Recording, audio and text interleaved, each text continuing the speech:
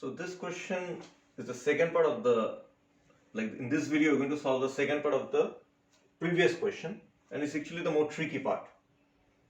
So the question is basically, it has these two equations. So these two equations, they represent two different locus. So in the question you have to find the point of intersection of these two locus where they meet, and that point of intersection they are calling it P, and you have to write it in the form r e to the power I theta. So the first task is that we have to draw these two locus nicely and clearly. So let's start with this. Simple enough. So this is the point, it's 2i. So this is the locus basically. This angle is going to be pi by 6. Okay. And then z minus 3 modulus z minus 3i equals to z minus 3i modulus. So this is 3i, this is 3. So this locus is basically what? The perpendicular bisector of the line joining these 2 points. It's going to be like this.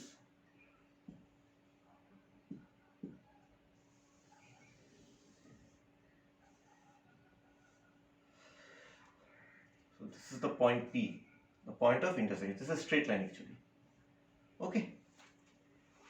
Now how we can actually find this point P? So this is a triangle. Now this angle is pi by 6. This angle will be what? This angle is definitely pi by 2 or 90 degree. So this whole angle is actually 2 pi by 3. Now this is the point 0, 3. This is the point 3, 0. So the perpendicular bisector, you can actually find it out, or it's very easy to figure out actually. This will be the line y is equal to x. So this angle will be what? This angle will be pi by 4. So if this angle is pi by 4, this angle will also be pi by 4. But let me go over this point again. So how do you know that actually this angle will be pi by 4 and this is the line y is equal to x?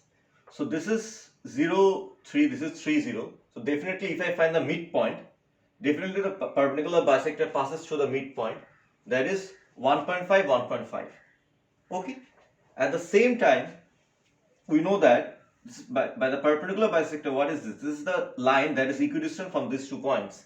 So we also know that the origin is definitely equidistant from these 2 points. This length is 3, this length is also 3. So definitely this line is going through the point, the origin 0, 0 and also 1.5, 1.5. Okay. So this is the line y is equal to x. At the same time, this gradient is 1. So this angle will be pi by 4. At the same time, this angle will also be pi by 4. And this length over here, okay, this length of this side of the triangle, the length is going to be equal to 2, because this is the point 0, 2. So we know this angle, we know this angle, we know this length also. So we can actually apply the sine rule, but first we can also find this angle. Okay, we know this 2 angles of the triangle, so let me find the third angle. Very easy, you just subtract from pi these 2 angles. This will be pi by 12. Okay, now we can use the sine rule very easily. So sine pi by 12 divided by 2 is equal to sine 2 pi by 3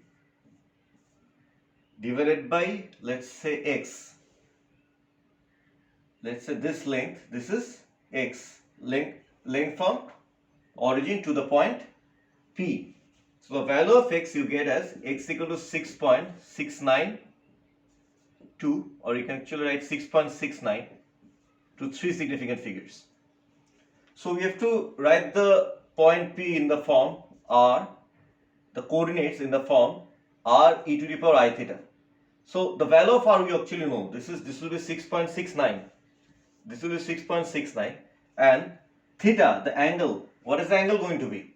The angle is going to be pi by 4. So 6.69 e to the power I pi by 4. So this is our solution.